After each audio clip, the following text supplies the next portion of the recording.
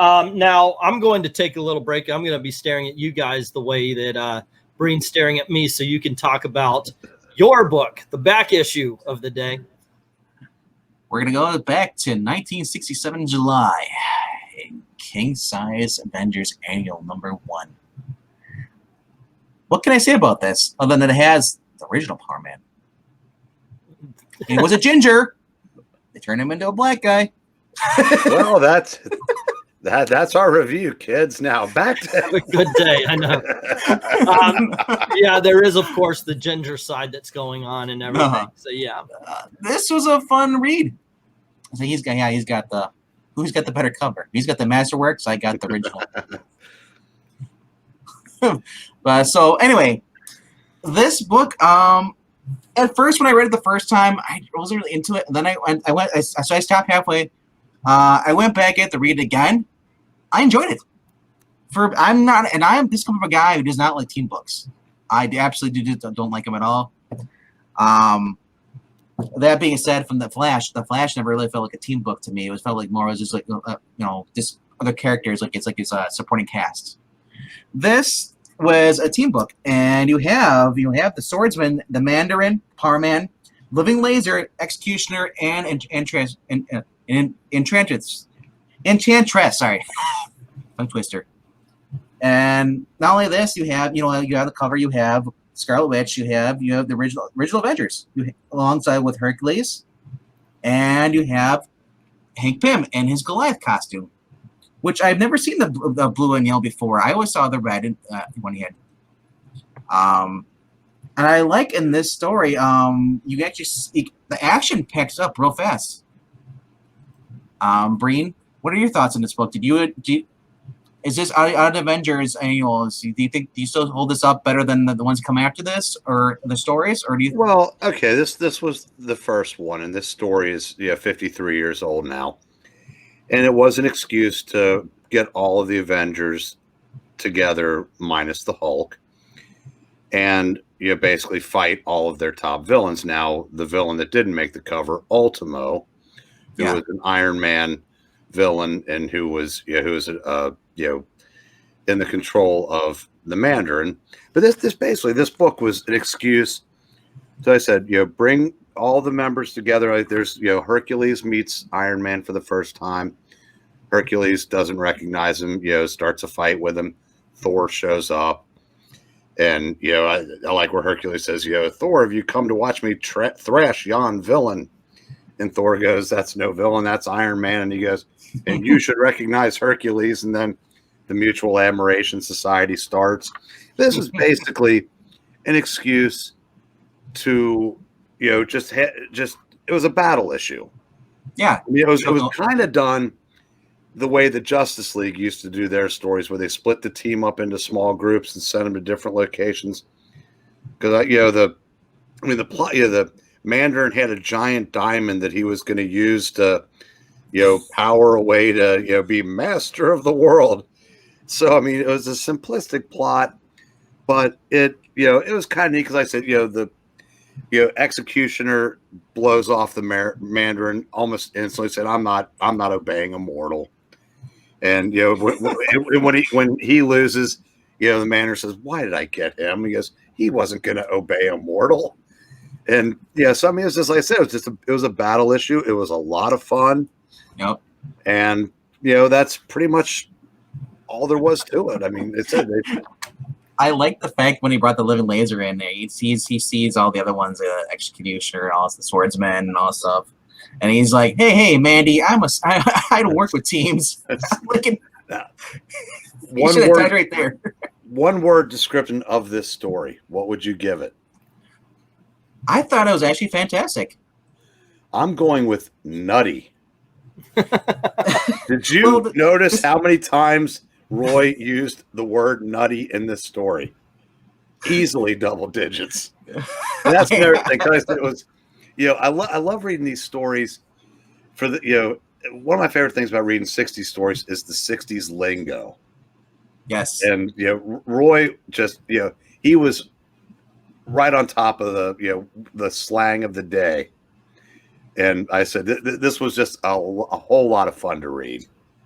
Okay, so basically the whole story of this whole entire book is basically he wants to take over the world. He could promise him, hey, if you help me take over these key parts, continents, you'll basically be leaders of the world, second to me. And they're like, okay, sure, we'll do this.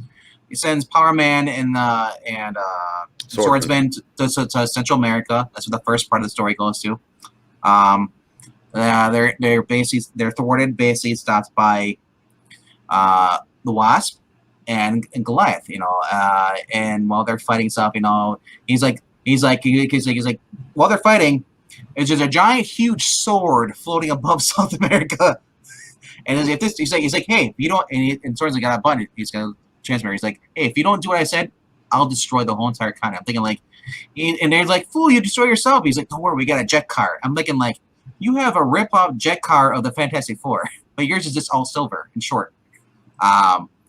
I like the fact that when they're fighting, the Swordsman's going against the Wasp. She's hitting her. He's like, you can't hit me. It's like whatever. Blah. He's got the flame sword, and he's like, darn it. He's like, a little Wasp. He's shooting the stingers at him, and then he opens up with the nerve gas, which basically knocks her out. I'm thinking that much nerve gas of her size would be lethal to her. And then you have Goliath and Power Man trading blows, and then Goliath, basically like shrinks down to like Ant. He's like, oh, see how you fare with Ant-Man. His backup, they do one punch. That was kind of over. The next battle you had, I believe it was it was Thor, right? Thor and Hawkeye. And sorry. It was Asia. They went to Asia. And you had Hercules fighting alongside with the Scarlet Witch. And Scarlet Witch and them were going against Executioner and Enchantress. And Hercules was fighting against Executioner, and before that, they had the little troll, the army of trolls, like, in armor and stuff, and they're going against Hercules. And Hercules like, ha, ha, ha. He's like, dude, you sent 20 people at me. I can do what I want. You're not going to be able to stop me. And all that crap. And they running back, and they're like, crap, and he's like, hey, what are you doing? Because Executioner's like, go back to the battle, and he's like, you're like, screw this, we're gonna kill either way. So they run away from home. Mandarin comes in, he's like, what are you doing? Call back the trolls, because the Executioner's like, well, dude, I don't need them. He wants to go one-on-one with Hercules, which is a bad idea. And while this happens, Executioner transports him to some foreign mystical land or whatever portal they're in. You can see the Enchantress comes up. You see the Enchantress. She basically creates this frost giant out of this rubble, and basically the only way to defeat this frost giant, or it's been a rubble, is Hercules throws Executioner into it, causes a bad magic feedback, and the Enchantress basically kind of knocks her out. Stumble phases her. He grabs the axe. They go back, and they're transported back after all this. The next one is with Clint, Hawkeye, and Thor. They're in Africa, and they're going against the living laser. At this point, like I said, there's only one villain this time, and the living laser is he's basically I'm gonna take over all of us, and Hawkeye tries to take him out peacefully, and you get to see him use his suction cup arrow, at the time, the technology. So, It was a fun overall story, and because eventually you see, like I said, the Ultimo appears out of nowhere. He's not on the cover. I was pleasantly surprised. I'm like, dude, Ultimo kills the suspense. Was this played for laughs, or was it more of just a silly kind of comic? No, I think in those days this was kind of par for the course. Yeah, I know. I love to say Silver Age silliness and all that kind of stuff. Is that? But overall, I enjoyed it. Even though it's kind of hokey, at parts, but it's no different if you watch actual Avengers cartoon or TV show. They're gonna break off into different things, to do this. There were a couple of things. Yeah. There was a little bit of character growth in there. They were kind of intimating that Hercules had feelings for the Scarlet Witch. Which ended up obviously not going anywhere because they wrote him out of the series after issue 50. And I like there was a scene when they all first got together when Hawkeye said this is the first time that Hawkeye had met Thor. And he goes, Yep. I'm not even sure I believe in thunder gods. And Hercules goes, have a care, Archer, lest the son of Odin make thee a believer. And so it was, I said, it had its moments. This is also a nod back to Thor when he loses his hammer in this issue, the battle with Ultimo. He's apparently within 60 seconds he reverts back to Donald Blake. Well, we old timers knew. We old timers knew that. Well, I'm just saying for people who are new to me, I don't read Avengers. I've never read this stuff, so I don't know about this.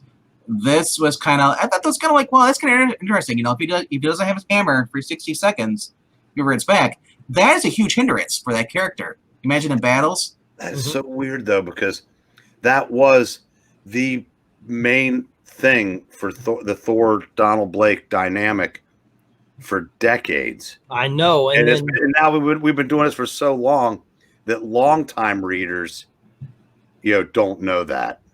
And that's not a knock on you, Venk. That's true. Yeah. No, like I said, I got into comics in 2005. They dropped Don Blake in the 90s somewheres, right? Yeah. No, actually it was early 80s actually. Early 80s. Oh, did they? Okay, yeah, well, Suzansky brought it back. Yeah, for the 2011 before Siege, we had Donald Blake. And then he's come and gone since then. Yeah. Right. So what did you like? Okay, I'll let you take a drink. Wow. Then we're gonna get bring. Okay, so how about you? What do you say? Definite would this be one that people should search out narratively? Not just because yes, it is Avengers first annual, so there's a monetary value, but narratively, is this something to search out? And I see you're holding a trade paperback.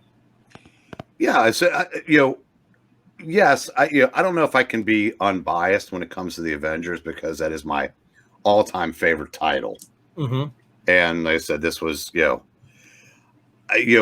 it as good as some of the stories that had led up to it and then that followed it?